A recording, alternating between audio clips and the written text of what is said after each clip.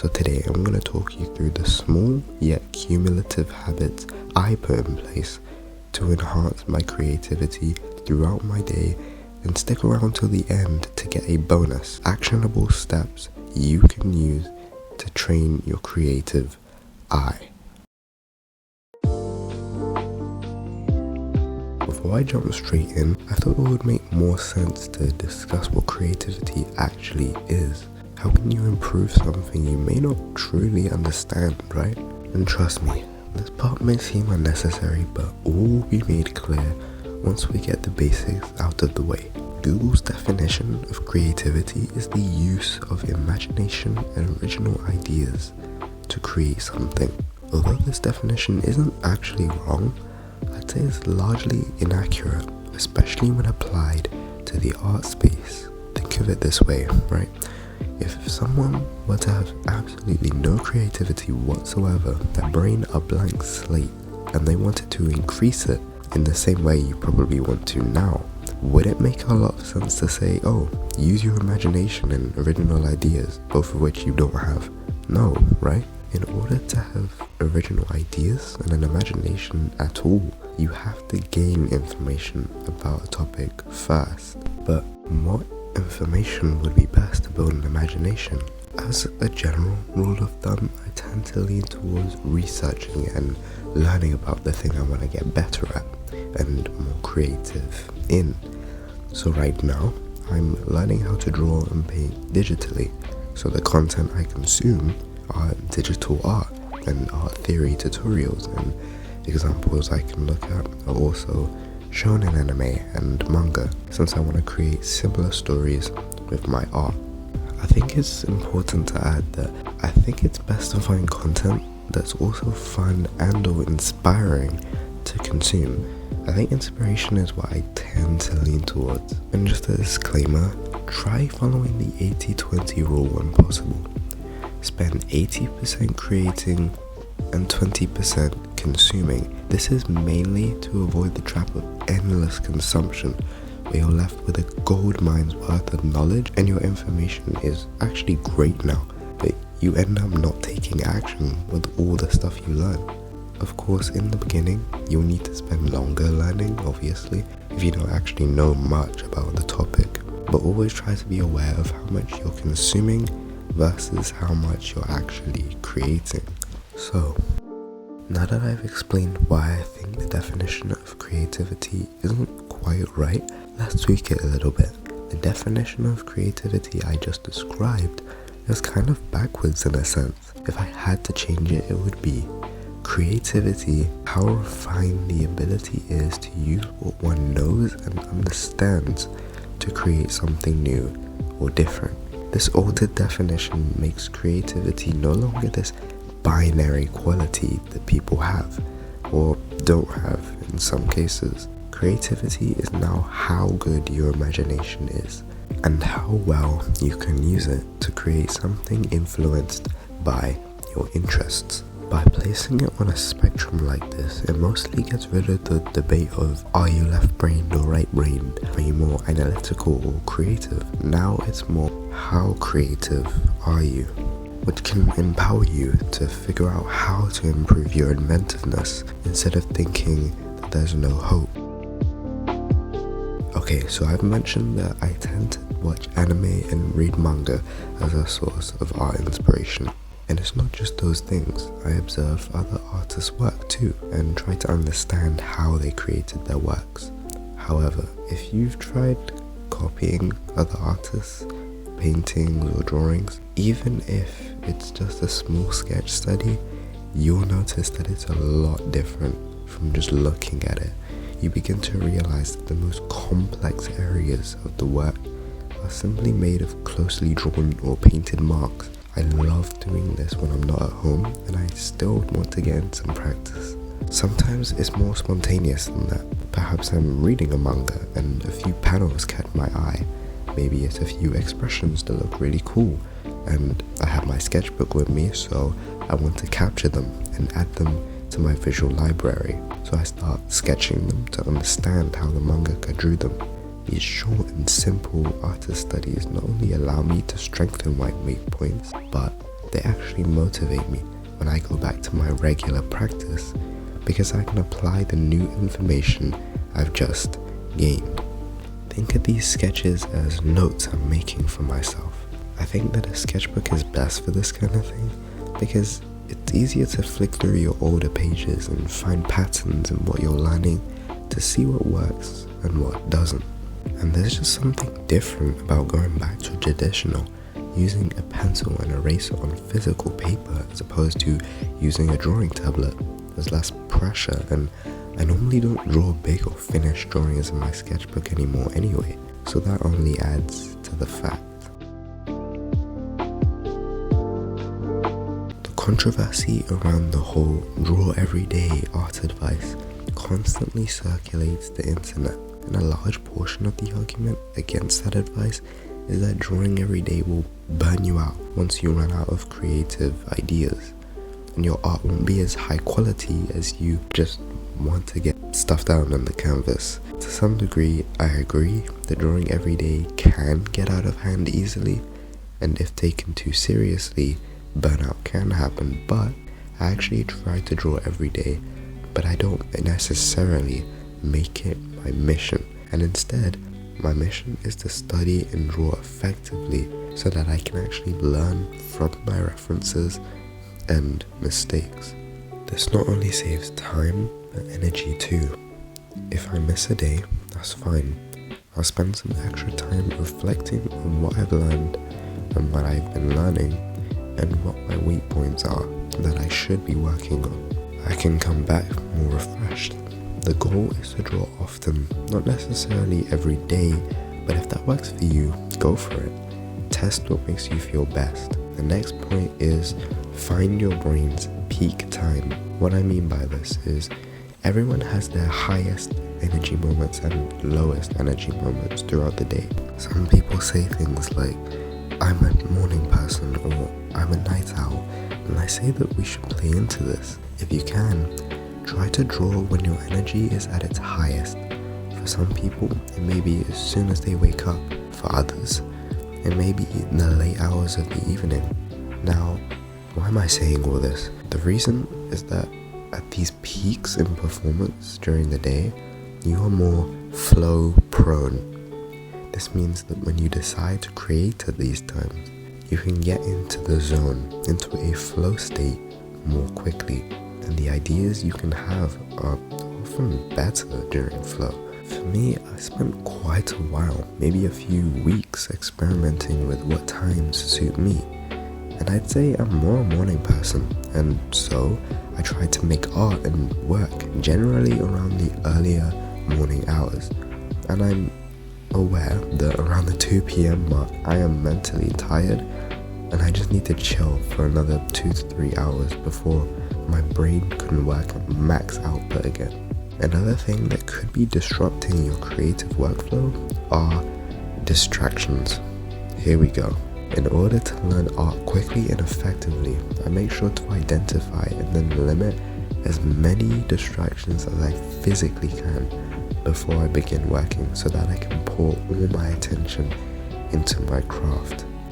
This way, I can focus on mistakes and notice them as close to when I make them as possible, which is the fastest way to learn. Also, although this isn't technically a distraction, it has the same effect. Not knowing what you're going to work on in your art won't help your creativity. Your brain is a lot more primitive than you think.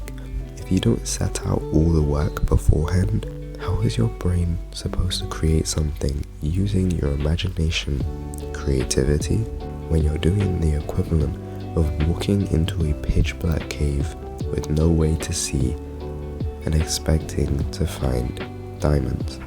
Being specific can help you get into the flow quickly, as well as spark creativity. This is why starting work, whether it's a new painting, drawing, or any piece of art, is always harder than continuing.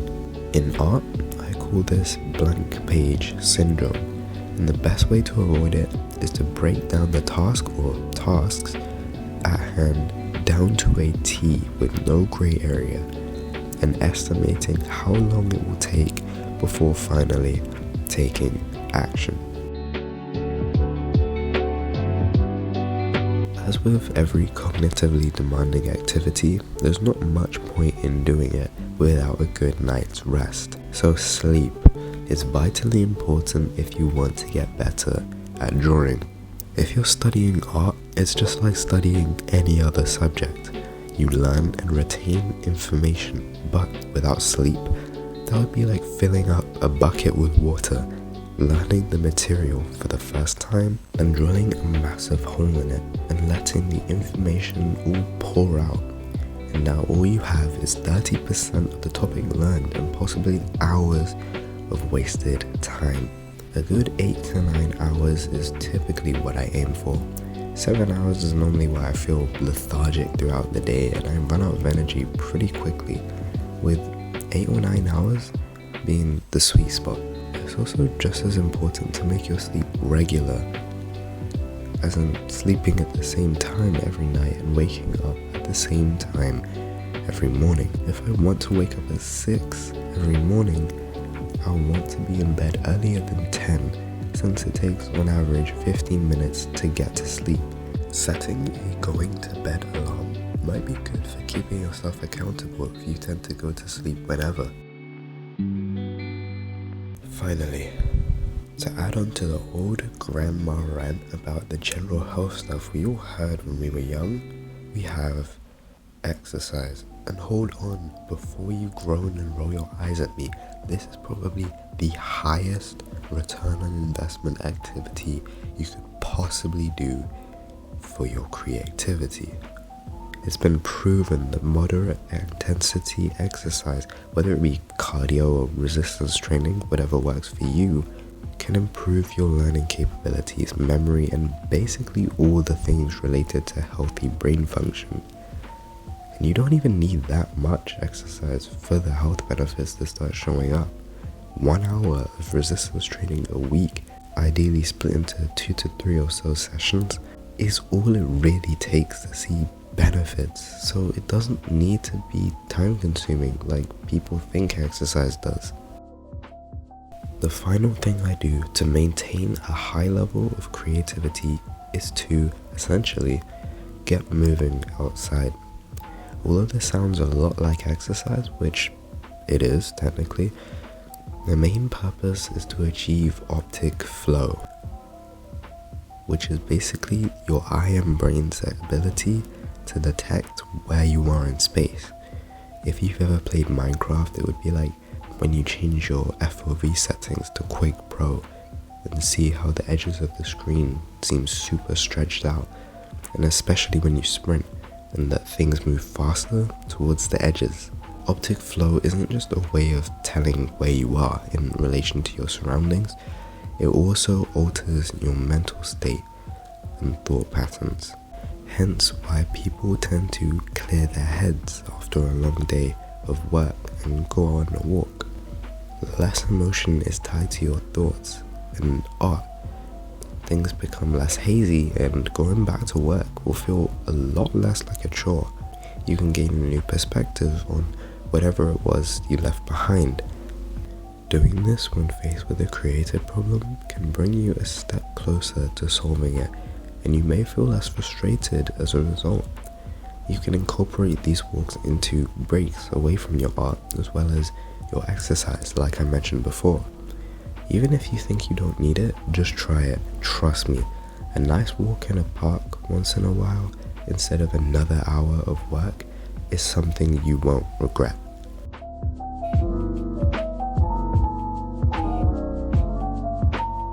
Now that I've covered everything I wanted to, it's time to add the step-by-step actions you can take relating to everything I've discussed already. If I had to improve my creativity from level 0, here's what I do in order of effectiveness, starting with what I do outside of art studies and practice. Sleep. For sleep, I'd figure out when I want to wake up, for example, 6 a.m. Then set an alarm for 8 hours before I go to bed. However, one mistake I used to make without even realizing it is that although you can spend 8 hours in bed, it can take 15 minutes or longer to fall asleep, and to get into the deeper stages of sleep, the more restorative ones, even longer, meaning you may only be asleep for 7 to 7.5 hours, which for me anyway isn't nearly enough. So an hour before you fall asleep, put in place a wind down routine where you just chill. No more work, no more bright overhead lights. For this, I just switch on a lamp I have and have it face a wall to give this soft lighting effect, and pick an unstimulating activity to do until you get sleepy, and then you can fall asleep. For me, this tends to be meditation and reading. The second actionable step for boosting creativity is setting a workout or exercise schedule in a calendar of some sort, ideally. Maybe a physical one or on your phone, whichever one is most useful. Pick 2 to 4 days out of the week when you know you can work out. Make sure that there are rest days. I make sure not to work out on Saturdays because I have martial arts class on Sunday, which is physically demanding and I need energy for that. Here's another quick one. Drinking water throughout the day can help clear brain fog, and of course, it's good for other things as well.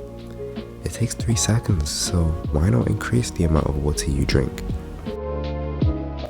We can jump into the more art-specific actions for leveling up your creative process. Carve out time to make art during each day, but if you really aren't feeling it, don't force yourself to. It may become a roadblock to your progress rather than a springboard, and you may burn yourself out in the process. I'm talking from experience. Not only is carving out your creative period during the day important, but also where you place that block. Experiment with drawing at different times, morning, afternoon, or evening, or maybe even a combination of two.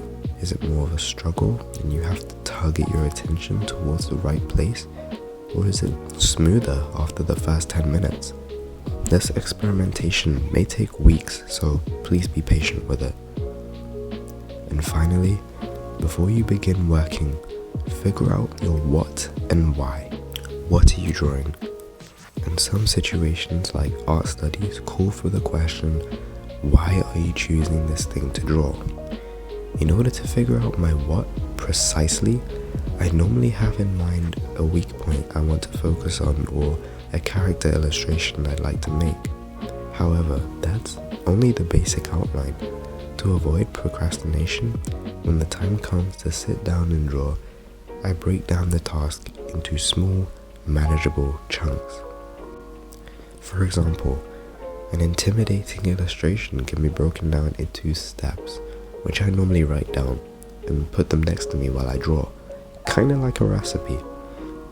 These steps could include creating the sketch for the character and maybe the background, if there is one, the line art, then base colors, then I can add shading, highlights, midtones, and then just a few finishing touches towards the end. So now that I have all the little tasks mapped out, making the illustration seems a lot less scary. But what would make it even less scary is writing down how long I think each step will take.